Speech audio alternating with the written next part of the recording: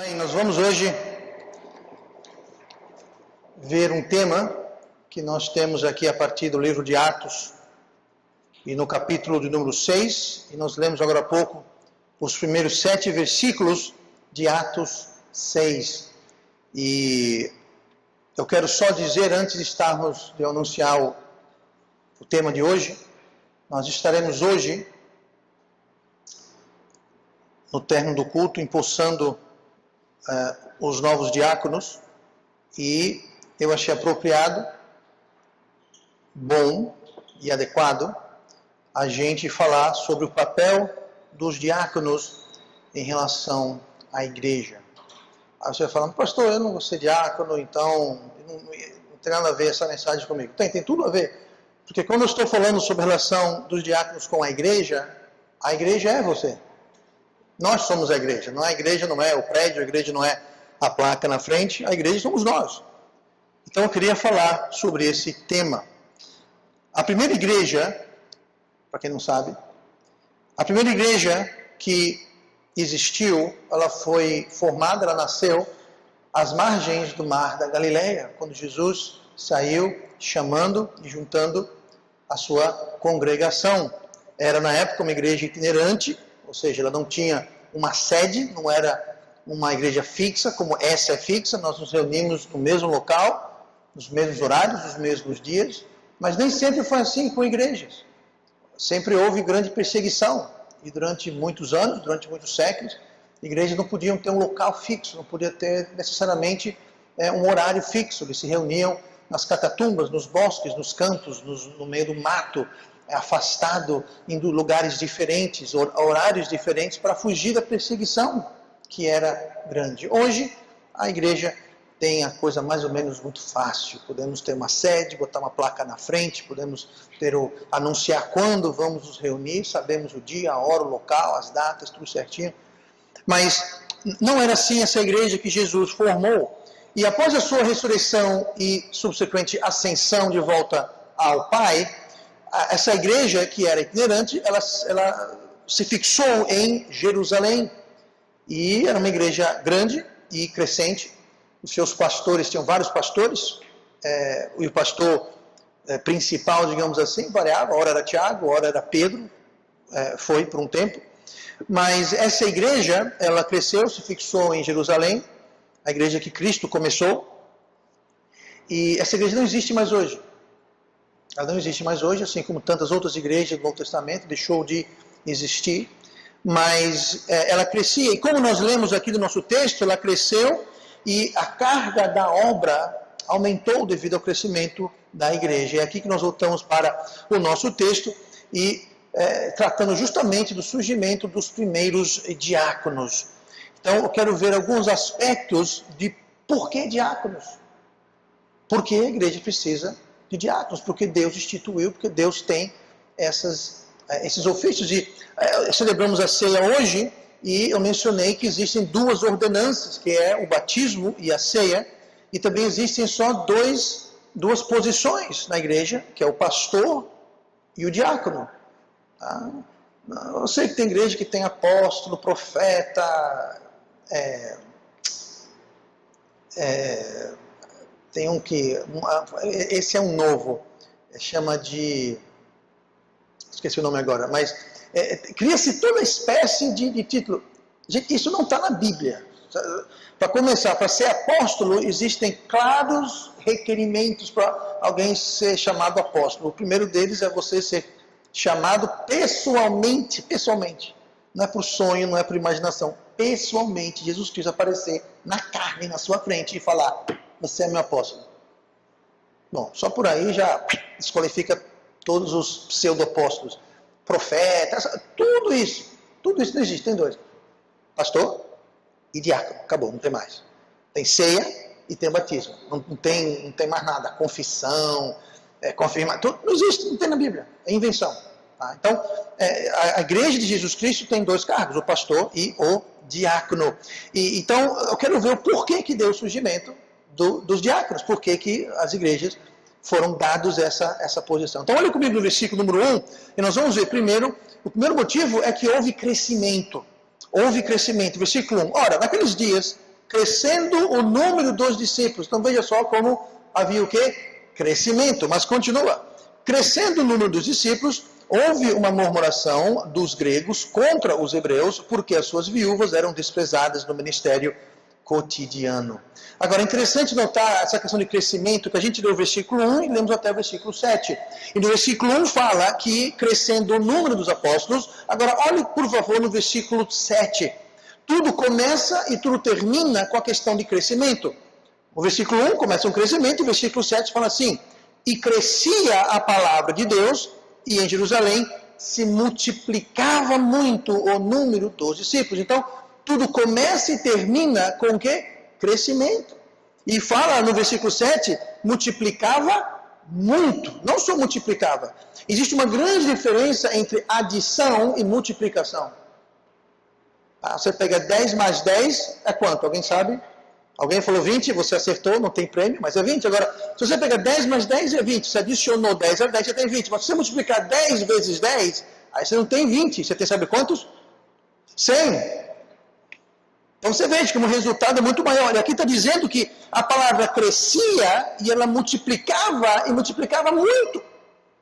Por isso que houve a necessidade de diáconos, porque a igreja estava crescendo. E junto com o crescimento da igreja, crescia também a carga, a obra, o trabalho estava crescendo. Então entenda, a meta, o alvo, o destino da igreja é crescer, é avançar, é progredir, é atacar as trevas. Essa é a obra da igreja. A obra da igreja não é para ficar defendendo o quartel. Quem defende o quartel, sabe quem é? É o diabo. Se você olhar comigo lá em Mateus 16 e versículo 18, Jesus falou o seguinte, ele falou isso para Pedro, mas ele disse o seguinte: pois também eu te digo que tu és Pedro, e sobre esta pedra edificarei a minha igreja, e as portas do inferno não prevalecerão contra ela. Quem é essa ela? A igreja. A porta do inferno não vai suportar, não vai aguentar, não vai resistir, não vai prevalecer contra a igreja. Ou seja, a igreja é que está no modo de ataque, de avanço, de progredir, de ir adiante. A igreja não vai ficar se escondendo, defendendo o quartel nas trincheiras. Não, é para pular fora das trincheiras, é para avançar e progredir e atacar as portas do inferno. Jesus falou em Mateus 28, versículo 19, portanto, ide. Sabe, o trabalho da igreja não é isso aqui. Isso daqui a gente vem para a gente aprender, a gente ser equipado, empoderado, ser chamado e depois a gente ir. O ministério da igreja de Cristo é ir e portanto. Temos que ir, gente. Temos que atacar. E as portas do inferno não vão resistir aos ataques da igreja. Agora a igreja tem que atacar. Tem que progredir, tem que avançar. E era o que estava acontecendo. A igreja lá em Jerusalém estava crescendo, estava multiplicando muito. E, portanto, era uma igreja que visava o crescimento. E devido ao crescimento, surgiu a necessidade de ter diáconos. Só para terminar, Mateus 28, terminar esse texto, não é terminar a mensagem não, viu?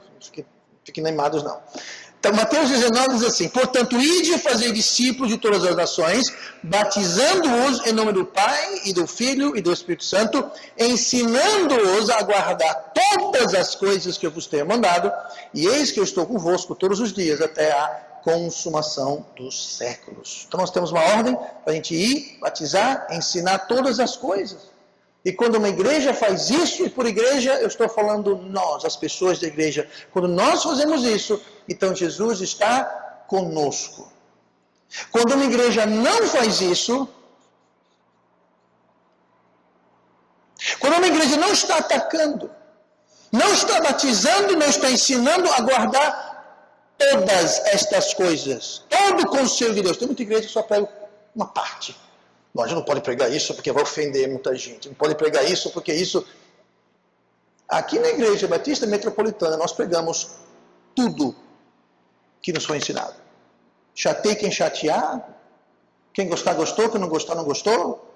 Isso não é comigo, é entre a pessoa e Deus. Mas a verdade é pregada. Todas as coisas. Tem gente que não gosta, tem gente que gosta. Francamente, eu não estou ligando para quem gosta e quem não gosta, porque nós temos que pregar aqui, ó. Temos que ir e pregar. E nós estamos indo, estamos pregando. Ontem nós saímos, nós tivemos 29 profissões de fé. Sabe o que é isso? São 29 almas que foram resgatadas de um futuro no inferno. São 29 almas que estavam nas mãos e na influência do inimigo. E nós fomos lá. Adentramos o inferno e dissemos, esses daqui não. E nós os resgatamos pelo Evangelho de Cristo. Agora tem que ir, gente. Ide. Momento algum está dizendo vinde. Não, ide. Nós temos que ir e pregar o Evangelho. Por isso nós fazemos isso aqui. E todo crente deve estar fazendo parte disso. Então nós temos já a situação que a igreja estava crescendo, como deve crescer. E note que ele estava crescendo, crescia a palavra de Deus. O que quer dizer crescia a palavra de Deus? Quer dizer que as pessoas estavam crescendo no conhecimento, não era apenas um crescimento numérico. Gente, tem muita igreja que quer crescimento numérico. O que eles fazem? Eles deturpam a igreja, não pregam certas coisas, pregam outras coisas, faz da igreja uma casa de show, enche a igreja, enche, cresce, mas é fogo de palha.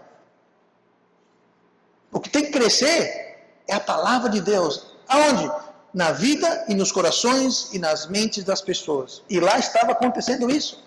A palavra de Deus crescia, não quer dizer que a Bíblia ficava... Não era isso, gente. Crescia a palavra de Deus, o conhecimento. As pessoas viviam, seguiam, obedeciam, submetiam-se à palavra de Deus. E, consequentemente, se multiplicava muito os números. Mas não era só numérico, não. Era o crescimento espiritual também que acompanhava. E junto com o crescimento, então, precisava haver ajuda no crescimento. Então, número 1, havia crescimento. Número 2, precisava de ajuda. Versículo 2. E os 12 discípulos, tá? Na realidade eram apóstolos, na realidade eram 11, porque o 12º era Judas, que não era apóstolo, ele se enforcou, nós sabemos disso, e eles elegeram um tal de Bartolomeu, que Deus mandou eleger coisa nenhuma, foi um erro que cometeram, então você nunca mais ouve falar de Bartolomeu. Mas o fato é que havia então os apóstolos reunidos, e diz assim, e os 12, versículo 2, e os 12 convocando a multidão dos discípulos, disseram, não é razoável que nós deixemos a palavra de Deus e sirvamos as mesas. A igreja estava crescendo, isso numa igreja onde haviam aqui, por sinal, 12 pastores. Os apóstolos tinham um cargo de pastor na igreja. Os estudiosos estimam-se, porque ninguém sabe por certo, mas os estudiosos estimam que a igreja em Jerusalém, no seu auge, tinha cerca de 100 mil pessoas. 100 mil pessoas. Era um bocado de gente. E lá houve, dentro desse universo de 100 mil pessoas, houve um problema que a gente vê aqui no versículo 1, é que havia um problema entre as viúvas gregas e as viúvas hebreias, que os gregos estavam dizendo que as viúvas que não eram hebraicas estavam sendo negligenciadas no ministério cotidiano. Ou seja, naquela época, quando tinha uma viúva e ela não tinha filhos, não tinha marido, ela literalmente passava fome. Então a igreja fazia o quê? Ela ajudava com o cotidiano, para mantê-las, para alimentá-las e mantê-las, etc. E tal. E havia uma parte dessas irmãs que estavam acusando a igreja, né, de que estavam sendo negligenciadas. Se estavam ou não, se era alguma coisa de verdade ou era só a percepção que tiveram, nós não sabemos. Mas houve um problema real ou não, houve um problema, se era verdade ou não, houve o problema de que estava havendo murmuração. E Pedro falou, olha, não é razoável, não é normal, não é certo que nós deixemos o ministério da palavra e da oração para ministrar as mesas. Nós precisamos de ajuda. Agora note, eles não estavam dizendo que se ministrar às mesas, que ministrar ao cotidiano, era algo abaixo deles. Não era isso. Eles não estavam dizendo, imagina que eu, Pedro, e João, e Mateus, nós vamos sujar as nossas mãos, ajudando a ministrar para as viúvas. Nós somos bons demais para isso. Não era isso. Porque logo adiante, se você ler direitinho, no versículo 3, ele fala assim, os quais constituamos sobre este importante negócio. Eles reconheciam a importância. Eles não estavam dizendo, ó, isso daí ó, não tem importância, não nos incomode com esses besteiróis. Não era isso. Era importante, mas ele falou, por mais importante que seja o dia a dia, a ministração cotidiana, o que nós temos que nos concentrar é nos aplicar a palavra de Deus que está crescendo. O nosso ministério é com a palavra de Deus, ensinando e pregando com oração, para que siga crescendo a igreja. Então, foi decidido, então, escolher diáconos. Para o quê? Para poder ajudar os pastores da igreja, para que os pastores da igreja pudessem se dedicar com mais afinco ao ministério da palavra, do ensino, da pregação, da oração. Para isso que foi dado os diáconos. E foi posto então aqui um método de escolher e determinar quem são os diáconos. Versículo 3, o versículo seguinte. Escolhei, pois, irmãos, dentre vós, 7 homens de boa reputação, cheios do Espírito Santo e de sabedoria, aos quais constituamos sobre este importante negócio. Agora veja que interessante. Olha aí o versículo, no começo do versículo, o verbo escolhei, e lá na última frase do versículo, o verbo constituamos. O verbo escolhei ele foi conjugado na terceira pessoa, ou seja, vocês escolham, escolhei. Então juntou a igreja e ele falou assim, vocês escolham 7 homens. Não foi isso? Agora veja bem. Quem é que ia constituir? Quem é que ia dar a autoridade? Quem é que ia dar o empossamento, digamos assim? Não era a igreja. Porque aqui está dizendo, constituamos. Agora não é a igreja, eram os apóstolos. No caso, os pastores.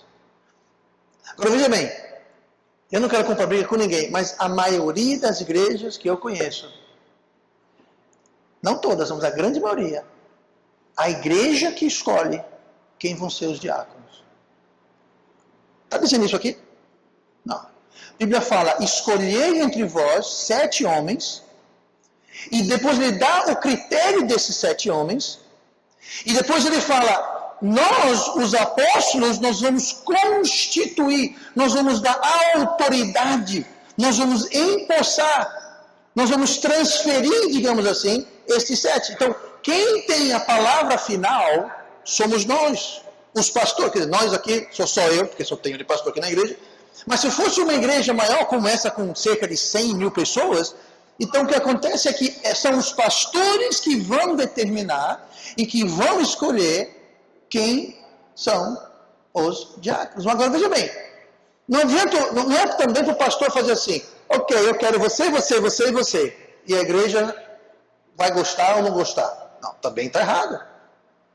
O jeito que Deus determinou foi assim, a igreja escolhe dentre vós 7 homens e dá os critérios. Quais são os critérios? Bom, tem que ser homens de boa reputação.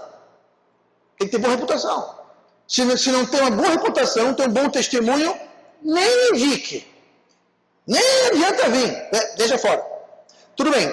Boa reputação, cheios do Espírito Santo. Ou seja, pessoas espirituais. Alguém que é conhecido pela sua espiritualidade e não pela sua carnalidade. Cheios de sabedoria. Então, alguém que não só é espiritual, não só tem boa reputação, mas também é conhecido como sendo sábio, tomando decisões sábias, procedendo de forma sábia. Então, se tem um irmão que só faz besteira, nem recomende ele, deixa ele fora. Tem que ser sábio, tem que ter boa reputação e tem que ser cheio do Espírito Santo. Então, vocês recomendam essas pessoas e nós vamos, então, dizer sim ou não. Quem vai constituir é o pastor ou os pastores da igreja. Isso é muito importante para o seguinte, tem muita coisa que o pastor está sabendo que talvez ninguém na igreja ou apenas algumas pessoas da igreja estejam sabendo. Então é possível que alguém escolha alguém que não se encaixa no padrão de boa reputação, cheio de espírito e sábio. Nem todo mundo está sabendo o que o pastor está sabendo. Então o pastor pode dizer, não, recebi aqui o nome do irmão Jason. Mas ninguém sabe que o irmão Jason é um caso sério. Tem uma ordem de prisão contra ele, a polícia veio aqui ontem atrás dele, mas ninguém sabe. Então, eu como pastor posso dizer, bom, o irmão Jaiso, eu não vou nem considerar, eu vou deixar fora. Por quê? Porque eu estou sabendo certas coisas. A igreja não sabe.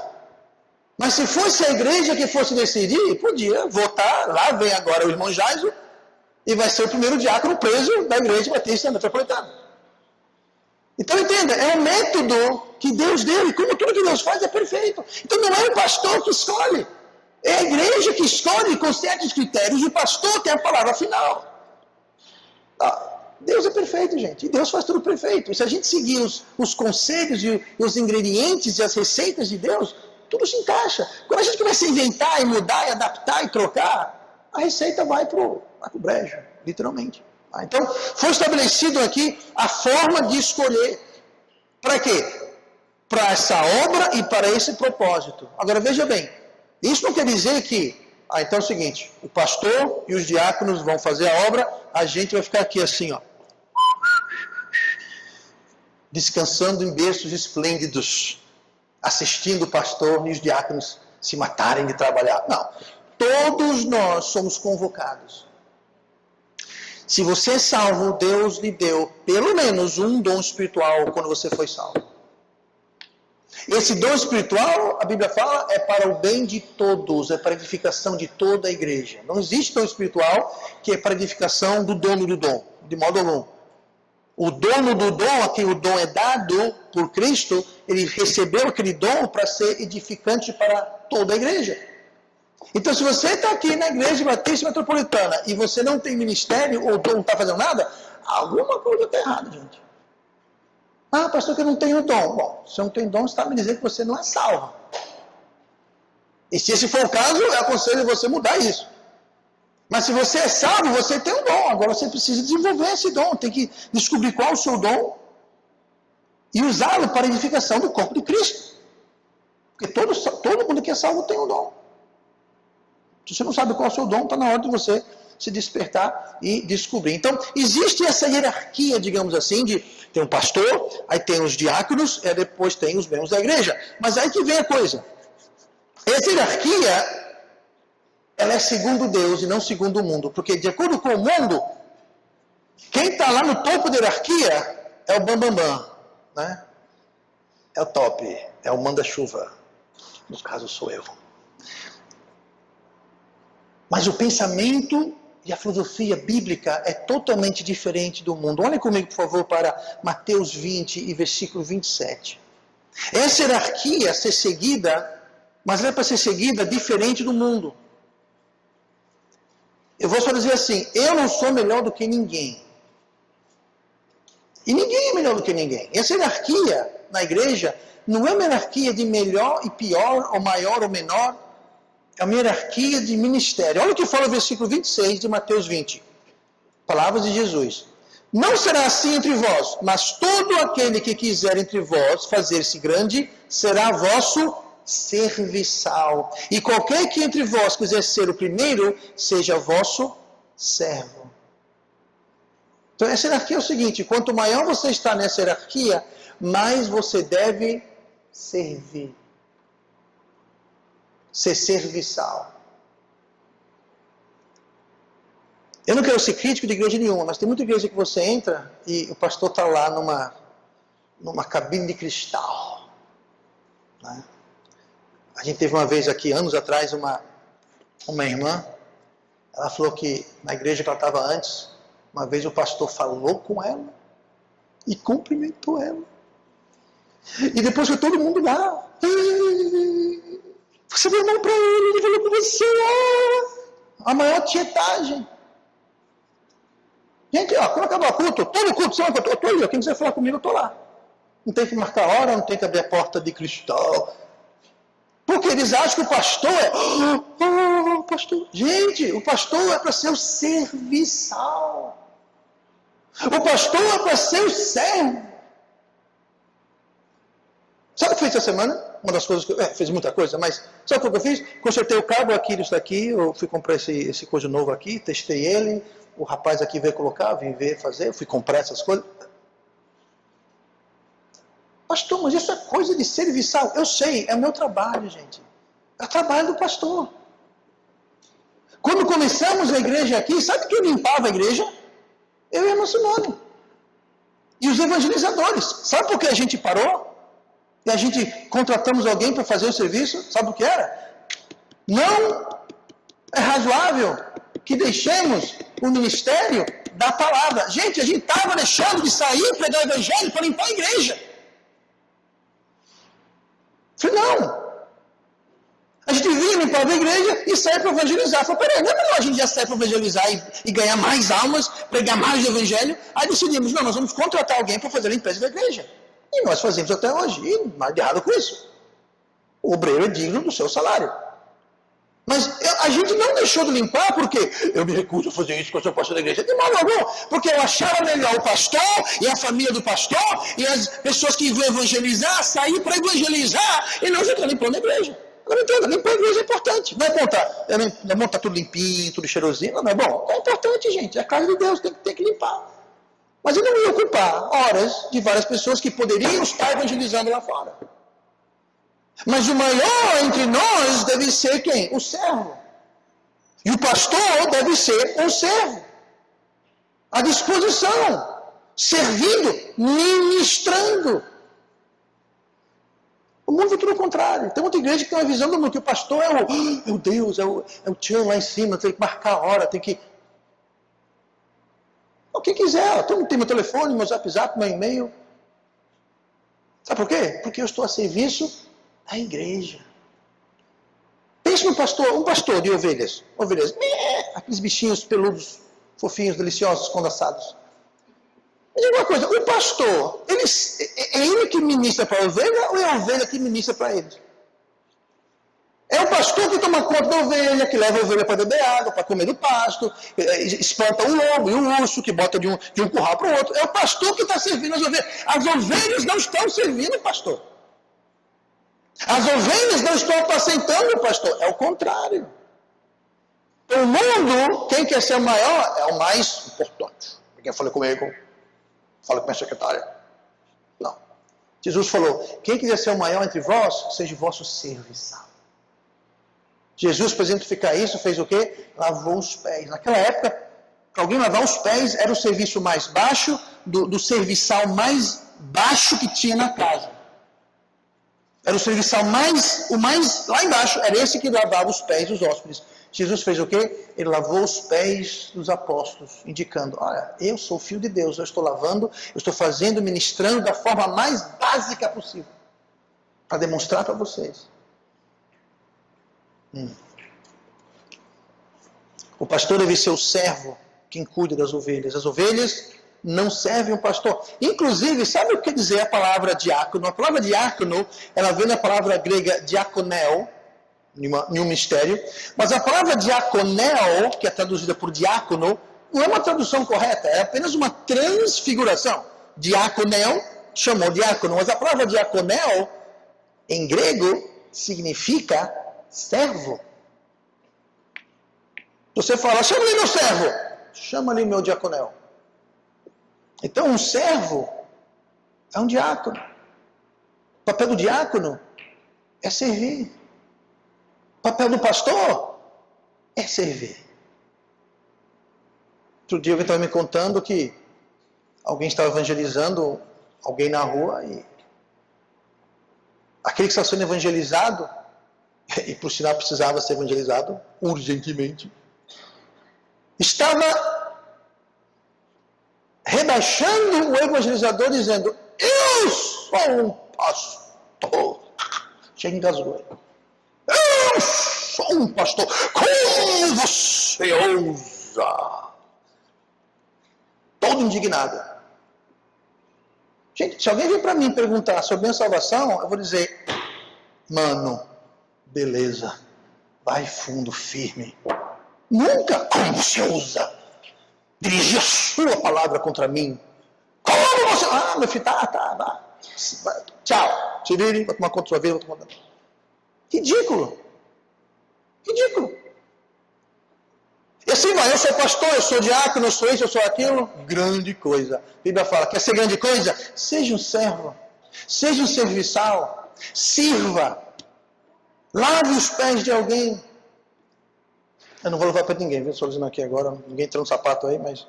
Entende, gente? Essa é a forma de Deus fazer. Eu vou dar um exemplo aqui. Abra suas Bíblias para Êxodo, capítulo 17, lá no Velho Testamento. Êxodo 17. Estava havendo uma batalha entre o povo de Israel e os amalequitas. Isso na época de Moisés. E Moisés subiu no monte e enquanto ele tinha os seus braços levantados, Israel ganhava a batalha. Quando ele baixava os braços, porque estava demorando muito a batalha, e ele, claro, cansado, quando os baixos iam se abaixando, Israel perdia. Então, versículo 11 de Êxodo 17. E acontecia que quando Moisés levantava a sua mão, Israel prevalecia. Mas quando ele abaixava a sua mão, Amaleque prevalecia. Porém, as mãos de Moisés eram pesadas, por isso tomaram uma pedra e puseram debaixo dele para assentar-se sobre ela. E Arão e Ur sustentaram as suas mãos, um de um lado e o outro do outro. Assim ficaram as suas mãos firmes até que o sol se pôs. O que Arão e Ur fizeram aqui, eles fizeram o papel de diáconos. Eram as mãos de Moisés que precisavam estar erguidas. Só que a batalha começou de manhã e passou o dia inteiro. Aí elas ficaram o quê? Ficaram pesadas. Experimente você pegar um copo d'água e ficar aqui assim. Ó. Levezinho, pastor. É leve, mas depois de 2 horas, parece que 10 quilos. Depois de mais horas, é 20 quilos. Até o final do dia, você está aqui. Ó, não aguenta mais levantar nem a mão. Pois é. Foi o que eles fizeram. Eles botaram uma pedra para Moisés sentar. E um de um lado e o outro do outro. Ergueram as mãos de Moisés. Esse é o papel do diácono. Erguer as mãos do pastor na batalha, no ministério, na guerra. Mas entenda, não é só os diáconos que podem fazer isso. Os diáconos foram chamados para isso. Mas todos nós temos um papel. Talvez não é para segurar a mão do pastor, levar a mão do pastor figurativamente. Mas talvez é para colocar pedra lá, para eles colocarem embaixo de Moisés. Talvez é para sustentar eles. Quem sabe alguém levou água para eles beberem. Então alguém levou sustento para eles se manterem lá. Então entenda, é todo um trabalho. Todo um ministério. A igreja é um corpo. E o maior vai ser o menor. A pessoa, e Arão, fala, eu não vou segurar a mão de ninguém. Chama ali um moleque qualquer para fazer isso. Eu sou Arão. Eu sou irmão do grandão aqui, ó. Chama outro. Não, foi Arão e foi Ur que fizeram isso. Então, seja levantando as mãos do líder, seja servindo as mesas, é algo importante. É um ministério, é um negócio importante. Escolhei, pois, versículo 3, e mando entre vós 7 homens de boa reputação, cheios do Espírito Santo e de sabedoria, aos quais constituamos sobre esse importante negócio. Então, veja bem, não devemos abordar essa questão de forma leviana. Olha o versículo 1, mais uma vez, nós vemos que havia crescimento, precisava de ajuda no crescimento. Gente, outra coisa, uma igreja sempre vai ter problemas. Uma igreja deve ter problemas. Uma igreja deve ter problemas? Só não se preocupe você em ser a fonte dos problemas, mas toda igreja tem problemas. Por quê? Bom, às quartas-feiras estamos vendo o quê? Na Vida de Davi, sobre dores de crescimento. Onde tem crescimento, há movimento, onde tem movimento, tem atrito, onde tem atrito, tem desgaste. Então vai ter atrito. Vão ter pessoas novas na igreja, e as pessoas novas na igreja vão trazer problemas, bagagens, situações. Né? Então é natural que alguém novo na fé, que chega, não conhece algumas coisas, não sabe outras coisas, vai ter problema, vai trazer problema, bagagem, não entendo. O triste é quando alguém está na igreja já, há 350 anos, e está agindo como se tivesse chegado ontem. Aí é um problema. Tá? Mas é normal na igreja ter problemas. Nós somos tudo um bando de quê? De pecadores, cada um de nós. Você junta um monte de pecador, bota no mesmo local, o que acontece? Vai ter problema. Então é normal ter problema. Tá? Você está procurando uma igreja que não tem problema, você vai procurar, não vai achar. Não vai achar. Até em Jerusalém, a igreja em Jerusalém, gente, onde tinha os 12 apóstolos como pastores, fundada por Jesus Cristo, que viram a ressurreição, está tendo problema. Quanto mais a gente hoje não vai ter problema. Claro que vai ter problema. Então, isso faz parte, é normal. Mas esses problemas que toda igreja tem, foi uma murmuração, nós lemos o versículo 1, né? Houve uma murmuração dos gregos contra os hebreus. E tem mais, o diabo vai atacar uma igreja que está crescendo. O diabo vai atacar uma igreja que está progredindo. Lá em Mateus 16, 18, como nós já lemos aqui, pois também eu te digo que tu és Pedro, sobre essa pedra edificarei a minha igreja, e as portas do inferno não prevalecerão contra elas. Se tem uma igreja que não está atacando as portas do inferno, sabe o que o diabo faz? Deixa quieta. Deixa quieta. Do ponto de vista do diabo, time que está ganhando não se mexe. Se tem uma igreja que não está fazendo nada contra o inferno, não está atacando o inferno, não está incomodando o diabo, deixa ela quieta, não vai mexer, deixa ela quietinha lá no canto dela. Agora, aquela igreja que está sendo um espinho na carne, um chute na canela do diabo, essa ele vai atacar. Essa ele vai resistir. Por quê? Porque está causando dano. Entenda. E essa igreja aqui estava crescendo. Estava indo para frente. E o diabo então ia trazer o quê? Problemas. Ele ia tentar trazer problemas na igreja, criar atrito na igreja, e era justamente o que estava acontecendo. Então, existe também essa questão. E, como eu disse, eu estou falando para a igreja batista metropolitana. Nós estamos adentrando. Sabe por que as pessoas lá no local novo são tão apreciativas do nosso ministério lá? Porque ninguém quer saber deles. Lá eu vou abrir uma igreja num ponto principal. Eu vou abrir uma igreja onde tem mais movimento. Eu vou abrir uma igreja onde as pessoas tenham mais dinheiro. Eu vou abrir uma igreja onde... Pastor, por que foi mesmo que a gente abriu uma igreja lá? Por um motivo. Deus nos levou para lá. E abriu as portas lá. E confirmou lá. Mas pastor, lá é meio barra pesada. Para mim não é barra pesada. E nem para Deus. Muita gente não quer saber de investir tempo, dinheiro, recurso lá. Não. Vamos para outro canto. A igreja está adentrando. E Jesus está abençoando. E o diabo está resistindo. Não pense você que o diabo não está resistindo não, gente. A igreja aqui tem 13 anos. E eu vejo o padrão. Quando a igreja dá um passo, a igreja dá um avanço, aí o diabo vem. Sabe quem o diabo ataca? É como um leão. Você vê um leão atacando qual é o nome de um coletivo de zebras? Um rebanho.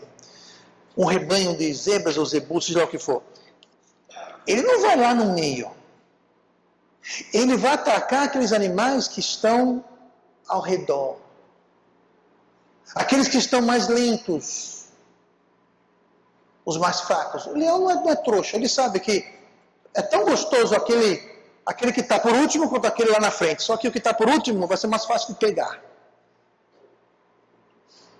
Então o diabo vai atacar aquele que está ali, está na borda. Aquele que está com o pé dentro e um pé fora. Aquele que está na beirada. O mais seguro, sabe qual é a zebra? Ou o antílope, o mais seguro, sabe quem é? É aquele que está no meio do rebanho. Porque para chegar lá, o leão vai ter que passar por umas 30, 40 presas para chegar nele. Então o crente esperto que está bem ali, no meio do rebanho. No meio da vontade de Deus. Aquele que está na periferia, aquele que está na borda, aquele está no lugar mais perigoso do rebanho. Ou do cardume, ou do que você quiser chamar. Mas, para terminar, vamos para o versículo 3 mais uma vez, e vamos ver aqui as qualificações do diácono. Escolhei, pois, irmãos, dentre vós 7 homens de boa reputação, cheios de espírito e de sabedoria. Existem condições para ser diácono, assim como existem condições para o pastorado. Tem condições. E, aliás, as condições para o diácono são praticamente idênticas às condições do pastorado. Se você comparar lá em 1 Timóteo 3, do versículo 1 ao 12, fala sobre as qualificações do pastor. Do versículo 1 ao 7, fala das qualificações do pastor. Do versículo 8 ao 13, fala sobre as qualificações do diácono. Se você comparar, é quase a mesma coisa. A saber, 1 Timóteo 3, 8, da mesma sorte os diáconos. O que é isso da mesma sorte? Ele está dizendo, do mesmo jeito. Que jeito? Do pastor. Ele acabou de falar sobre o pastor. Aí, do mesmo jeito, os diáconos sejam honestos. Então, não só tem que ser cheio do Espírito Santo, boa reputação e cheio de sabedoria, eles têm que ser honestos. Então, se tem alguém desonesto, já está desqualificado. Não de língua dobre. O que quer dizer isso? Tem duas caras. Na frente do pastor fala uma coisa, de costas do pastor fala outra. Na igreja ele tem um vocabulário, na rua tem outro vocabulário. Isso é língua dobra, é você ter duas línguas, duas caras. Não pode ser hipócrita. Não dado a muito vinho. Opa! Então pouco de vinho pode, pastor. Não, deixa eu explicar o que quer dizer isso aqui. A palavra vinho na Bíblia, ela nem sempre quer dizer vinho fermentado, vinho alcoolizado. Hoje celebramos a ceia, usamos vinho não fermentado. Então, essa palavra vinho, ela não tem uma conotação tão somente de vinho alcoólico. Naquela época, não tinha indaiá, não tinha casal, você bebia água de poço, água de rio, muitas vezes. E era uma água com gosto, francamente, bleh. Então, as pessoas faziam o quê? Elas pegavam um xarope, que era chamado vinho também, e eles diluíam. Só que o seguinte, aquilo custava dinheiro. Era caro. Era como hoje não, mas lembra antigamente refrigerante? Só tomava refrigerante no final de semana, em festa. Hoje em dia, tomando refrigerante manhã, tarde, noite, café da manhã, de segunda a segunda, né? Mas essa era uma coisa especial. Então, esse aqui não dando muito vinho, quer dizer, você pode tomar vinho, você pode ter um certo luxo, você pode ter uma certa regalia, mas não muita. Aqui não está falando sobre beber vinho alcoólico, porque a Bíblia já fala que não deve beber vinho em outros lugares. Para não perder muito tempo, não vamos a isso, mas Deus já deixa claro que não devemos beber bebidas alcoólicas. É errado tomar bebida alcoólica. Então, como é que fala aqui? Ah, mas o diácono pode beber um pouquinho. Não faz sentido. Temos que entender, biblicamente, a palavra vinho não sempre significa vinho alcoolizado, mas representa, assim, digamos, as coisas boas da vida, uma certa medida de luxo. Então aqui está dizendo que tanto o pastor quanto o diácono não deve ser alguém dado a muito luxo, a uma vida muito cheia de regalia. Aí você fala, tudo bem, o que seria regalia? Aí é muito relativo. Tá? Se a gente comparar a vida de cada um aqui, sem exceção, com algumas pessoas que vivem em certos lugares da África, por exemplo, a gente vive no maior luxo, gente. É ou não é, irmão Gomes? Não estou dizendo todo mundo. Tem muita gente que vive lá muito melhor que a gente aqui. Mas a questão é, tem muita gente, até aqui no Brasil, que cada um de nós aqui, vocês têm água encanada, luz elétrica? Nossa, tem tudo isso. Vocês têm ônibus? Então, entenda. Agora, quando você está falando em morar em mansão, ter jatinho particular e carro importado de luxo, aí você já feriu esse princípio aqui. Ó. Eu era membro de uma igreja nos Estados Unidos, igreja muito grande, muitas pessoas, inclusive essa igreja foi a igreja que mandou dinheiro para a gente comprar o terreno para a igreja nova. Eles me ligaram e disseram, irmão, recebemos seu pedido aqui, estamos depositando dinheiro. Ah, que bom, é quanto mesmo? Tudo. Eu falei, como? Tudo. Depois que eu levantei do chão, peguei o telefone e falei, muito obrigado. Pois bem, essa igreja, o membro da igreja chegou para o pastor, pastor, vem cá um pouquinho aqui fora.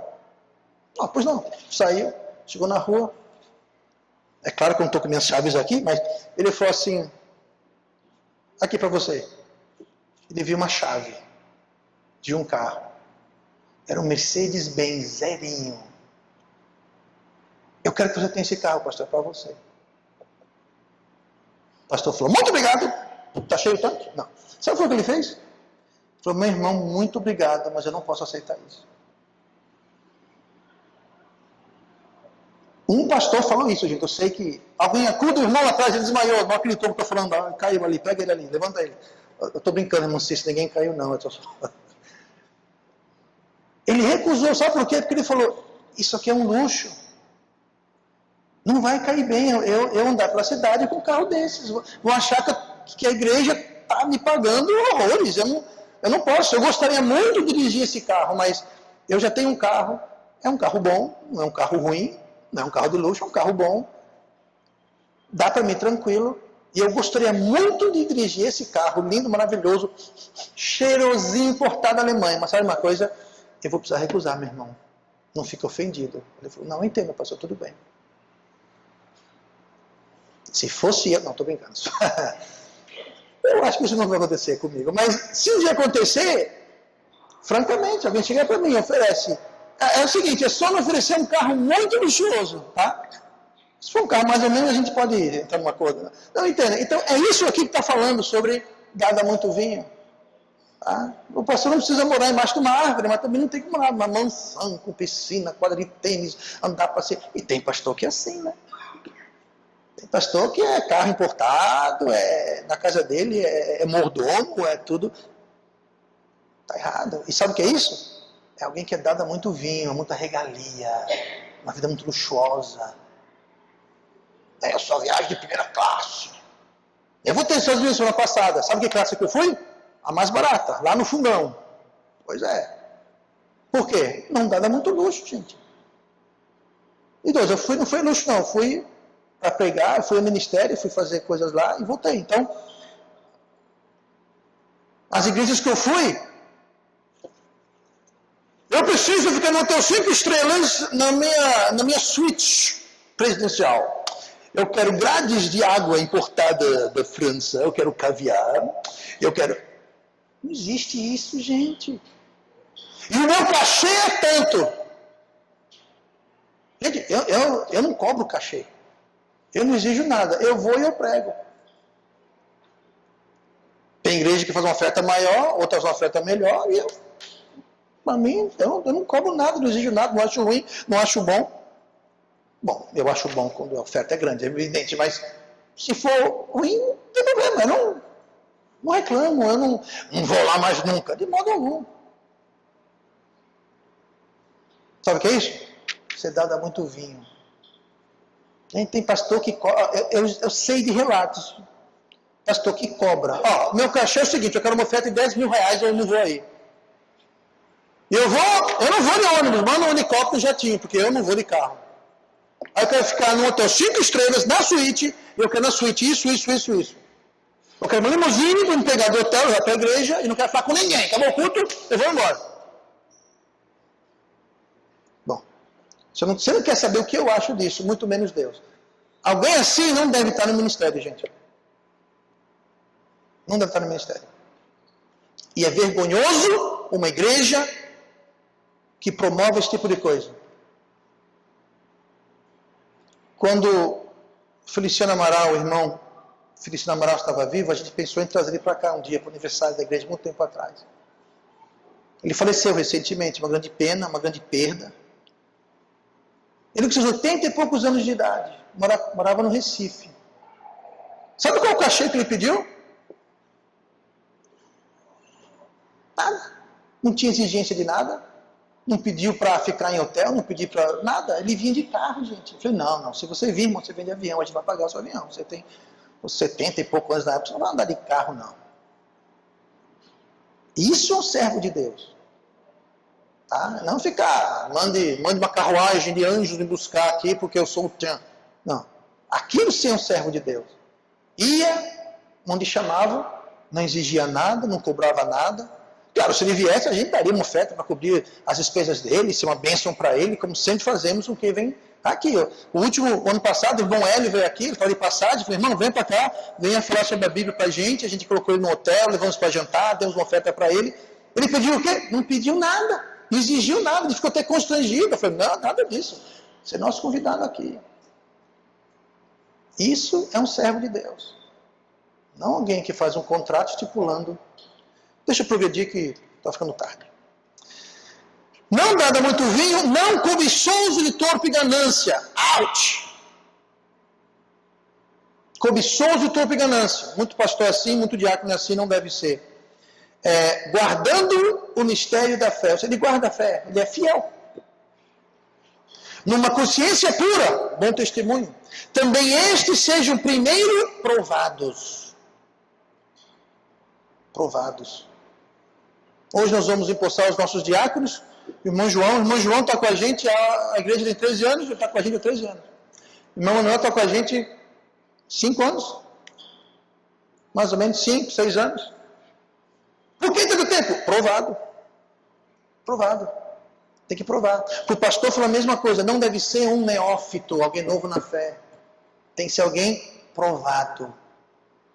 Então não vou colocar alguém que eu conheço há 6 meses. Por quê? Porque não é provado. Tem que ser alguém provado e aprovado. E como os pastores, versículo 11, da mesma sorte, as esposas sejam honestas, não maldizentes, sóbrias e fiéis em tudo. Os diáconos sejam maridos de uma só mulher e governem bem os seus filhos e as suas próprias casas. Então aqui fala, ele só pode ser casado com uma mulher, então ele não pode ser divorciado. Se for viúvo, pode. Se for solteiro, pode. Se for casado, pode. Mas se for casado com mais de uma mulher, não pode. Ou seja, se ele divorciou e casou de novo, está desqualificado. Não pode ser divorciado. Tá? Porque os que servem bem como diácono adquirirão para si boa posição e muita confiança na fé que há em Cristo Jesus. Então veja bem, tem os requerimentos, as qualificações, tem o ministério. E eu queria agora nesse momento chamar o irmão Emanuel, o irmão João, para vir à frente. Eu pedi algumas semanas atrás para a igreja fazer a primeira parte. Pode vir. A primeira parte que era justamente a escolher entre vós. Só que não eram 7, foram só 2. Pode subir, por gentileza. Vou ficar aqui desse lado, que é melhor. E foram sugeridos vários nomes. Não vou dizer quantos, não interessa. Mas foram sugeridos vários nomes. E dentre os nomes daqueles que se qualificavam dentro daquilo que eu acabei de falar, eu escolhi o irmão João e o irmão Emanuel para serem os diáconos da Igreja Batista Metropolitana. Tá? Então, nesse momento que nós vamos empossá-los como diáconos, a cerimônia é simples, simplesmente eu vou orar e eu vou comissioná-los para, assim como Ur e Araão, para erguerem as mãos do pastor na batalha e para a igreja apoiar os diáconos em ajudar o pastor na batalha. Então vamos orar. A Bíblia fala sobre